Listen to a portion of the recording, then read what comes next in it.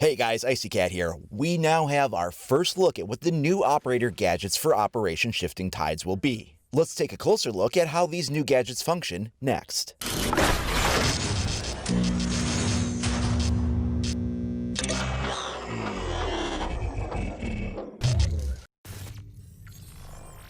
Testing stopping power, CSRX 300. Biometrics disabled. Commencing test now. That's going to sting. Disruption test LV explosive lance. Repositioning auxiliary walls. Launching on my mark. Mark. A little dramatic, but it does the job. Projectile interception test, magnet system. Let's see how you stack up to the magpie.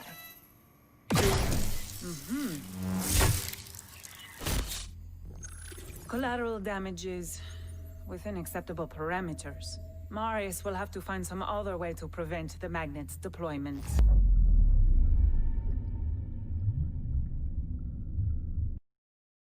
So that was the trailer that came out today. So you'll notice in the bottom here that this is a subtitled video released in a different region of the world. And by the time that this video is released, they may have more regions out later today. But what happened here, as usually does happen, is that one of the Ubisoft studios around the world winds up getting a little bit early ahead of its schedule for when it's supposed to release a video. So this one wound up coming out hours in advance of when it was supposed to. It was then immediately taken down off of that site. Again, depending on when you watch this video, they may have then gone ahead and released the rest of the region videos depending on what their schedule is. All right, let's go ahead and break things down. So the video starts out showing us this profile outline of a sniper rifle. It's actually more of an anti-material rifle, and I'll get to that in a minute. Down at the bottom, you can see that it is apparently called the CSRX 300. Although above that in the left corner, you can also see it is apparently called a Kali rifle. Now, is that the name of the operator, or is that the name of the rifle itself, or is the CSRX 300 the name of the rifle? And if that's the name of the rifle, then why is it called a Kali rifle up at the top there? You'll also notice up in the left corner, you can see the operator's icon. So this would be the attacking operator icon. And it looks like a mask with what looks like a third eye kind of in the center there, almost like Jackal. That could be an interesting possibility for what that means in just a second here. We then transition to show the type of ammunition that it fires out. We have a very large caliber round here, and it is rumored that this is a bolt action rifle. This comes from a leak that was made a little while ago, and although that was not officially substantiated, everything else from that leak appears to match up with what we're seeing here. So there is a lot of credibility to the fact that this will be some kind of a bolt action rifle. Almost certainly a 2-shot to kill type weapon, depending on range. It would not be a 1-shot to kill weapon. That would be way too OP,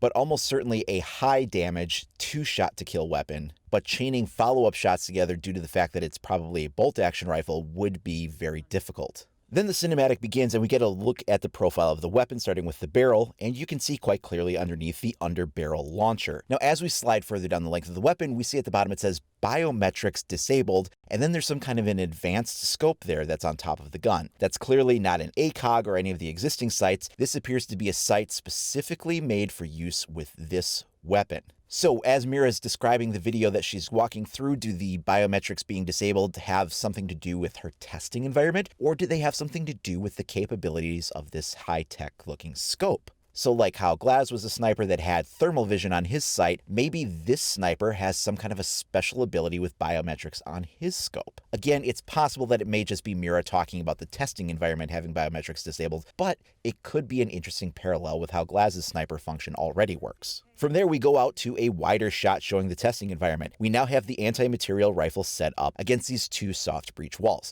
Now, an anti-material rifle is exactly what it sounds like. Sniper rifles are designed to be anti-personnel, whereas anti-material are designed to punch through surfaces. They can be used as anti-personnel, but they have the additional power to go ahead and punch through things like walls or vehicle siding and things like that. Even in some cases, they can take out lightly armored vehicles and penetrate the sides of those. In this next shot here, you can see that it punches through not just one soft breach surface, but 2 consecutive surfaces in a row, leaving behind a shotgun-sized hole in its wake. So this is leaving a lot of environmental destruction, leading it to lean more in the category of an anti-material rifle. As mentioned before, the downside, of course, is the fact that it is a bolt-action rifle, making follow-up shots a lot more difficult to put together. Then we'll go ahead and segue over to an outline of the launcher. It says Disruption Test LV Explosive Lance, and then it shows the projectile that comes out of the launcher, which appear to have these expandable fins that come out when it impacts a hard surface. So we go back to the demonstration view, and this time we have an added third reinforcement panel surrounded with Bandit batteries. We then get a shot of the projectile flying through the air in slow motion and then impacting the wall. You can clearly see the electrical arcs coursing all over it, and then the detonation occurs. It doesn't show what happens next because it cuts away right there, but the implication is that it disables those electronic devices. We'll then transition over to the Defender gadget.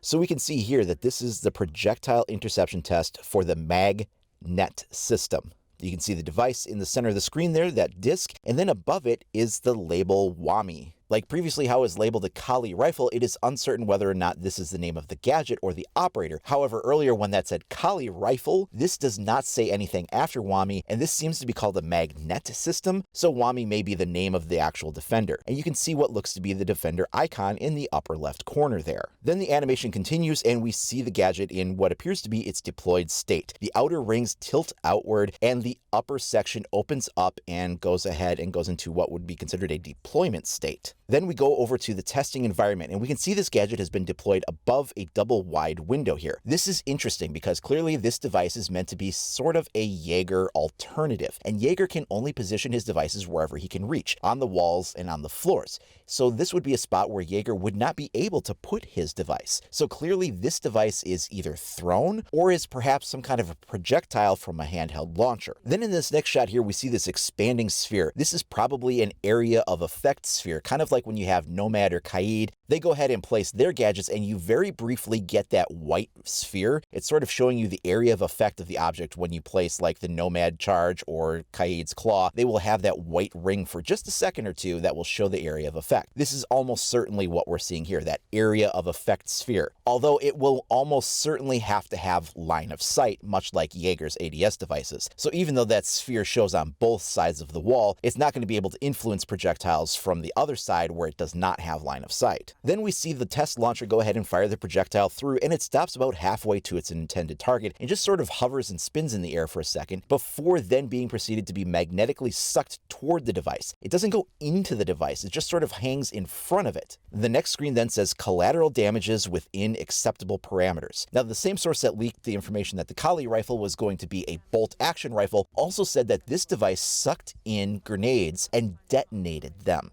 So the device will still go off.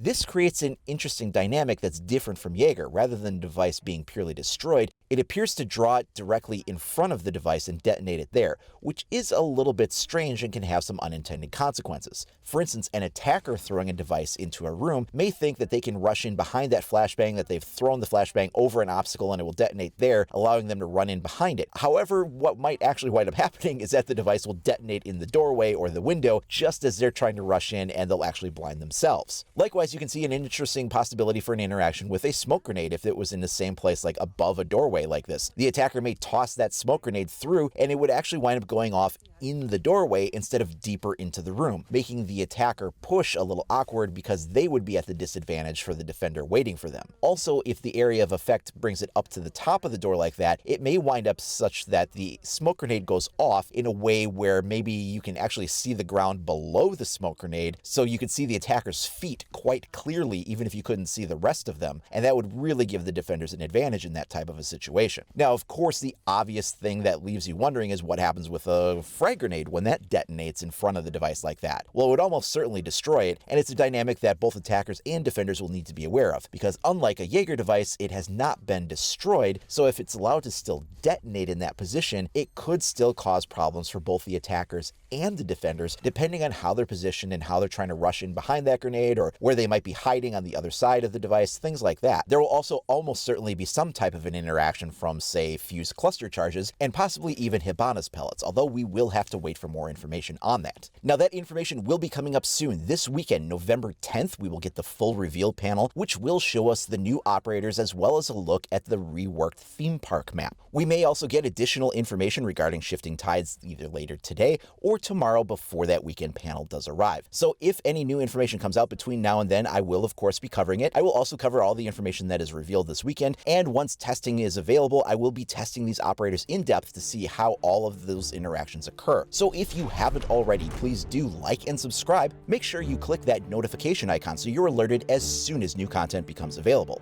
You can also follow me over at IcyCat25 on either Facebook or Twitter. Thanks a lot for watching, everybody. We'll see you next time.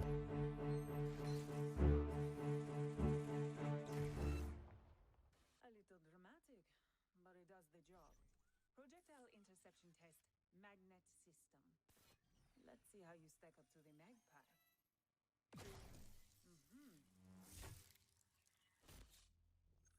Collateral damages within acceptable parameters. Marius will have to find some other way to prevent the magnet's deployment.